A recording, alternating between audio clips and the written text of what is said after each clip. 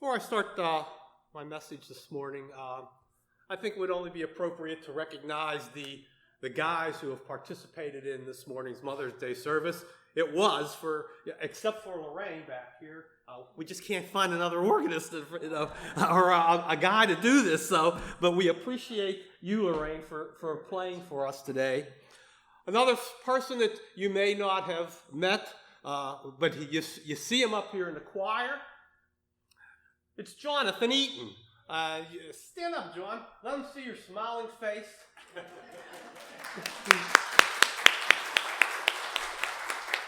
John graciously agreed today because Gus is still in a little bit of pain and he couldn't do the reading. So Jonathan was very quick to stand up and just press on, and we appreciate that. And I'm sure the moms do as well. And to all the guys out there who have participated, Dave, great message this morning. It's just super. So, yeah, I agree.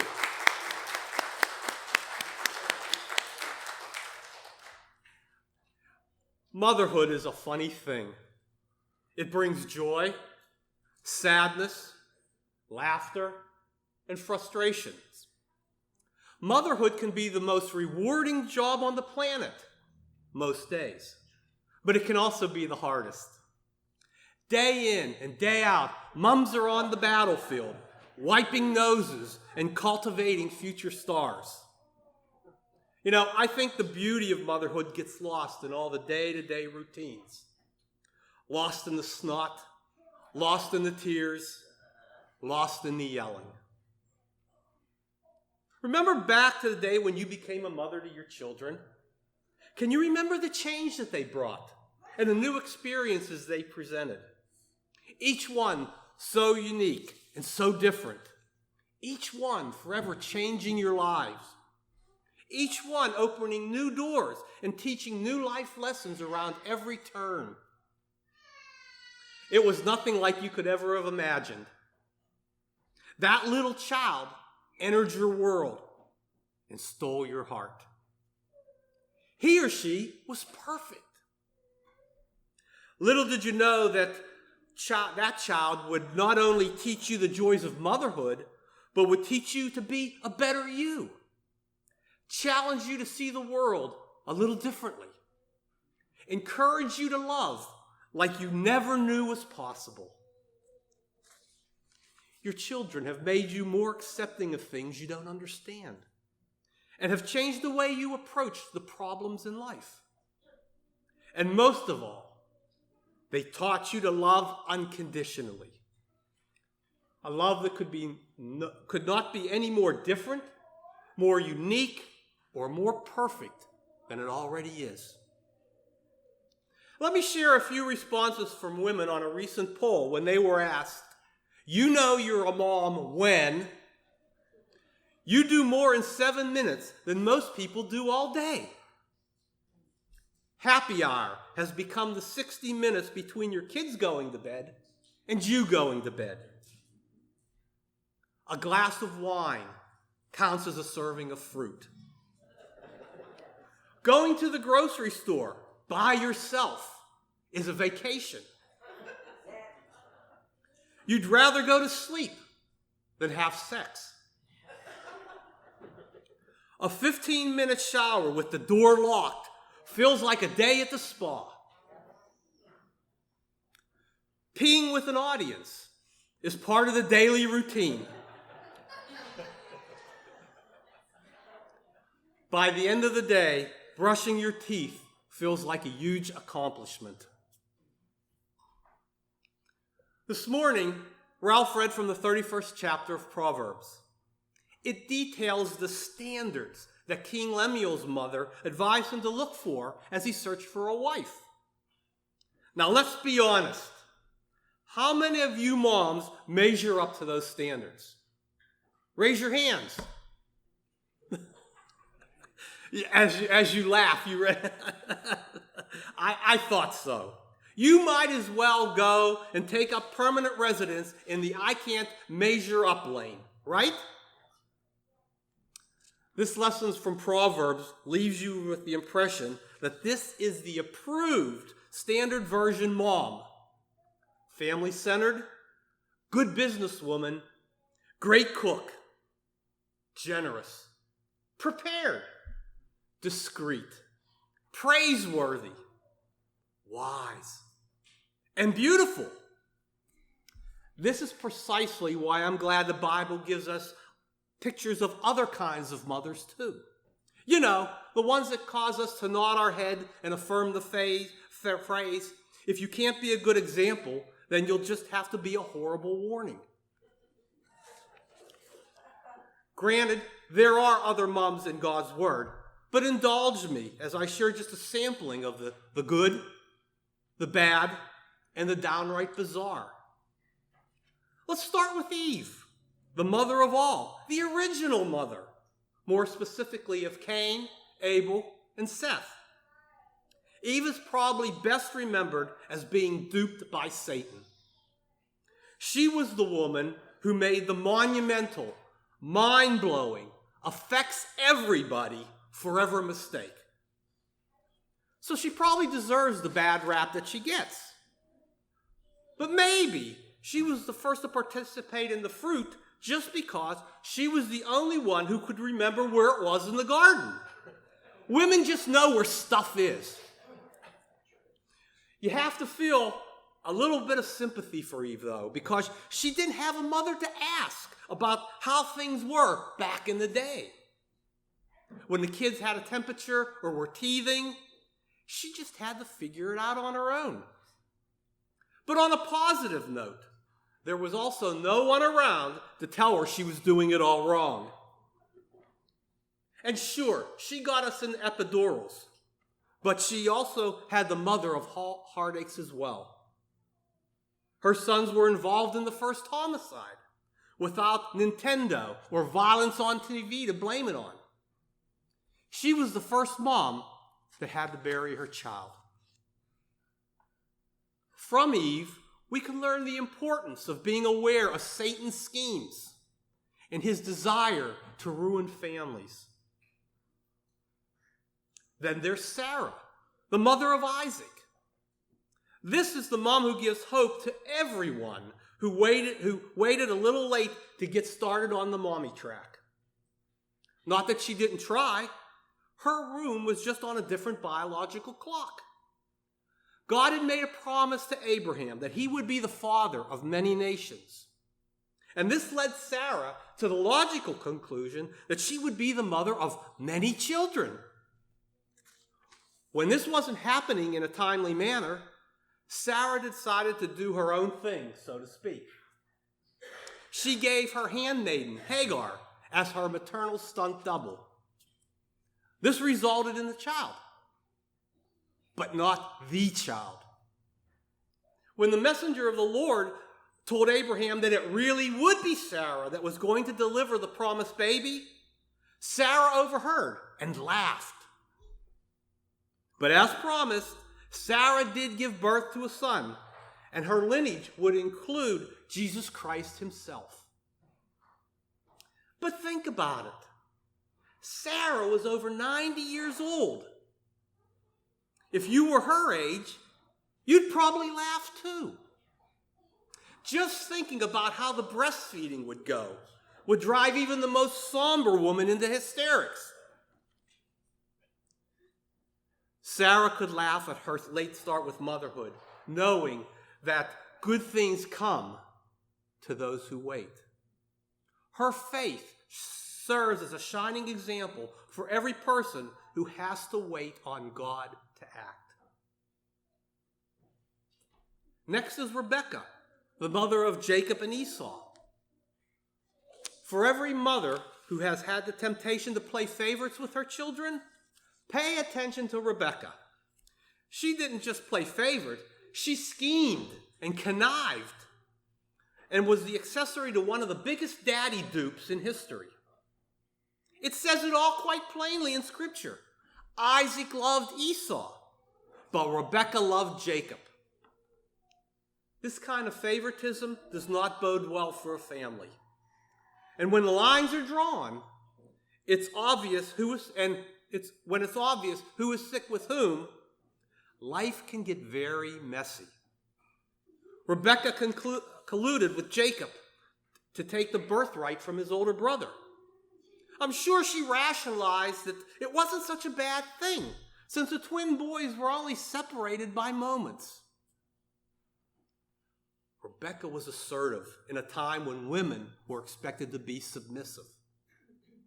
This quality helped her to become Isaac's wife, but caused trouble when she pushed one of her sons ahead of the other. But her hand in helping Jacob trick his father was her way of thumbing her nose at the order of things. Turns out this family rift lasted a long time. Rebekah reminds us that it's a dangerous thing to use maternal power for manipulation. Then how about Bathsheba, the mother of Solomon? Bathsheba was well named as it was her bathing that attracted the attention of King David. Their illicit affair resulted in the birth of a son, which God later struck dead. When David found out Bathsheba was pregnant, he tried for some damage control. Prior to sending Bathsheba's husband Uriah into battle, hopefully to be killed, he sent him back to Bathsheba, hoping for a hookup, cover-up. And you think we have seriously evil plots in our current movies today? Well, David got his wish. Bathsheba's husband was killed in battle, and David thought he had gotten away with it. But Nathan confronted him, and David repented bitterly. But we never really hear how this all affected Bathsheba. Their sin is well documented, and the effects of David's household long-lasting. However, a son was eventually born from their union, and Solomon turned out to be a peaceable ruler whose wisdom was legendary. Often circumstances seem stacked against us. But if we keep our faith in God, we can find the meaning of life. God makes sense of everything when nothing else does. Bathsheba's motherhood gives women hope that regardless of the circumstances surrounding your pregnancy and the birth of your child, God can redeem any situation. Moving on, there's Jochebed, the mother of Aaron, Moses, and Miriam. If there was ever a mom whose life would have made a great screenplay for a Lifetime for Women movie, it would have been Jochebed. You just have to give it up for her and the midwives who, in their act of civil disobedience, allowed Moses to be born. When the Pharaoh asked the midwives why they were not killing the baby boys as commanded, they replied that the Hebrew women were just too vigorous and popped those babies out before they could get there. Thus baby Moses was born. But he had to be sent down the river, literally, with his sister serving as lookout, only to be pulled out of the water by Pharaoh's daughter. She, the Pharaoh's daughter, secured the services of Moses' biological mom to nanny him. You can't make this stuff up. Moses' mom shows us the determination and ingenuity of a desperate mother can result in surprising circumstances. Oh, the places you'll go. When she placed little Moses in the Nile River that day, Jochebed could not have known that Moses would grow up to be one of God's greatest leaders, chosen to rescue the Hebrew people from the slavery in Egypt. By letting go and trusting God, an even greater dream was fulfilled. Like Jochebed, we won't always foresee God's purpose in letting go. But we can trust that his plan is even better. Finally, there's Mary, the mother of Jesus. Mary was a young girl, probably only about 12 or 13 years old, when the angel Gabriel came to her. Talk about your early pregnancy test. I mean, Mary's pregnancy was confirmed early. And it was accurate too. Angelic visitation definitely qualifies as a sure thing. But the favored girl had to have some concerns because an unwed pregnancy was a little different back then. You could get stoned for it. But I'm sure she was relieved a little bit to find out that the angel had also talked to her beau, Joseph, and given him the same message. And yes, she was going to give birth to the divine gift of heaven. But as any mother knows, all gifts come with some strings attached. Still, she's had to change the baby Jesus' diaper, soothe him when he teethed, teach him how to walk, clean up his skinned knees. She had to cook his meals and wash his clothes and do all the things that mothers do for their children. However, it's interesting the places we see Mary pop up in the Gospels. For example, she was at the temple sending out an APB for her boy. If I were Mary, I probably would have grounded Jesus for a week if he told me he was just out doing his father's business. But surprisingly, no such reaction from Mary is recorded. Another one of my favorite moments with Mary was at the wedding feast of Cana. She was obviously exasperated with her 30-year-old son for not doing that thing he could do with water. When Jesus seems to refuse to come through the way she knows he could, she goes around him and she tells the servants to get ready to do something for him. And then Jesus does the miracle. I would have loved to have been there to see the looks pass between mother and son that night. Although Mary's life is held in great honor, her calling would demand great suffering as well. Just as there is pain in childbirth and motherhood, there would be much pain in the privilege of being the mother of the Messiah. We can sympathize with Mary as we picture her at the crucifixion. Disciples may scatter, followers may be hiding, but a mother stays when the rest of the world walks away. Mary may not have considered the full extent of her future suffering. She may not have imagined the pain of watching her beloved child bear the weight of sin and die a terrible death on the cross. Still, she willingly submitted to God's plan. Mary is a rich tapestry of real motherhood. A lot of excitement followed by years of work and moments of intense pain. All of these biblical stories lead us to one conclusion. Through it all, mothers are there. These Bible moms reveal that mother love is fierce and stubborn to a fault, even wrong-headed sometimes. Their stories bring snapshots of reality and spiritual caution cones to our journey. As we've already discovered in chapter 31 of Proverbs, it sets some pretty high standards for women to measure up to, according to King Lemuel's mother. I dare say there is probably no woman, dead or alive, that could ever meet these requirements. God knows this, and he's always there for you. God's grace is sufficient in everything he has called you to do.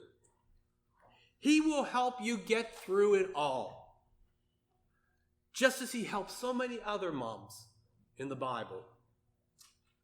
All he asks is that you commit your life to him, depend on him, and trust him in all areas of your life.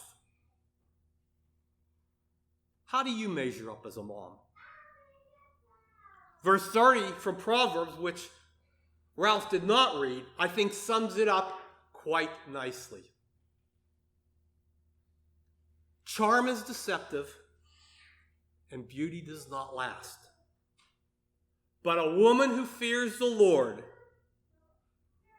will be greatly praised. God bless you, and happy Mother's Day.